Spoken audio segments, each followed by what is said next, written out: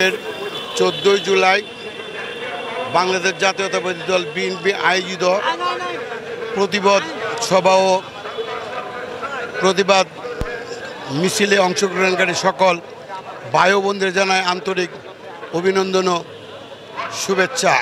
আজকে আমরা দেখতে পাচ্ছি গত 2024 5 আগস্টের পরে বাংলাদেশে রাজনীতিতে একটি দল বিভিন্ন অপকর্মের মধ্য দিয়ে বাংলাদেশ জাতীয়তাবাদী দল বিএনপিকে বদনাম করে আমাদের ভারপ্রাপ্ত চেয়ারম্যান জনাব তারেক রহমানের বিরুদ্ধে সোচ্চার থেকে এদেশের মানুষের কাছে তাকে বদনাম করার জন্য যে পায়তারা করছে, কোনোদিন সেই পায়তারা তারা সফল হবে না। আমরা 2006 সালে দেখেছি একটি গোষ্ঠী বায়তুল মোকাররমে লোকগী বইটার মাধ্যমে মানুষ হত্যা করে মানুষের উপর নৃত্য করেছে।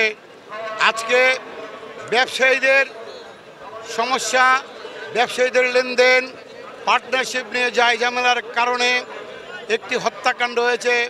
এটা কারা করেছে এদেশের জনগণ জানে, কিন্তু মিথ্যা অপবাদ দিয়ে আমাদের ভারপ্রাপ্ত চেয়ারম্যান তারেক রহমানের নামে যে অপপ্রচার চালাচ্ছে আমরা তাকে নিন্দা ও ঘৃণা প্রকাশ করি। একটি দল বিএনপির নামে বিভিন্ন অপপ্রচারের মাধ্যমে বিএনপির থেকে মানুষকে ফিরিয়ে নেওয়ার যে এহেন পায়তারা করছে, কোনোদিন এদেশের জনগণ সেটা মেনে নেবে না। আমরা গত 15 বছর রাজপথে ছিলাম, এখনও আছি, আগামী দিনেও থাকব। যে কোনো এদেশের দুর্যোগের কারণে বাংলাদেশ জাতীয়তাবাদী দল বিএনপির নেতাকর্মীরা রাজপথ ছেড়ে যায় নাই। আমরা রাজপথে আছি, ইনশাল্লাহ রাজপথে থাকব।